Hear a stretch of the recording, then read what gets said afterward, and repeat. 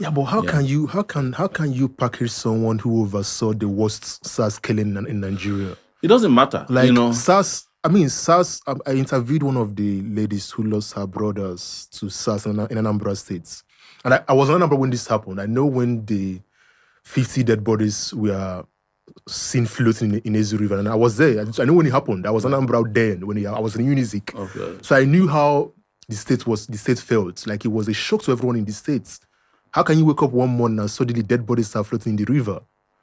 And then suddenly we turn this governor who oversaw that, because he was governor when it happened. But what obedience do is to say, oh, he doesn't have power over SARS. But those same obedience criticize Sanwo-Olu over NSARS. So which one is it?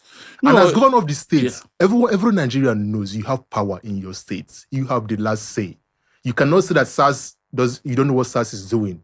Every Nigerian knows that SARS was this extrajudicial. Look, you know what I would want to say?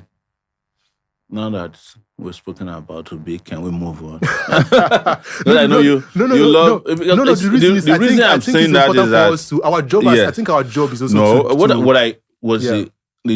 Your job, my job, would never finish over. It's not just a lot of people did not know Babangida until he launched a book.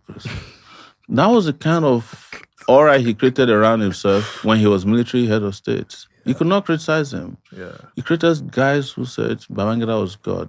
There were judges who proclaimed Babangida Kabiesi, that you can't bring a case against Babangida in front of them. Yeah. There was this information minister, Alex Akinyele, who said that he would rather, let me just extremely say that he would rather keep his head inside his rear than breathe normal air.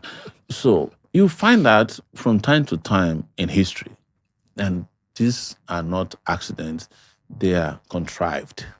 So what I'm saying is, it's also important for us to move past those kind of conversations. Yeah. And also use them as benchmarks for things that, as the Chinese say, never again.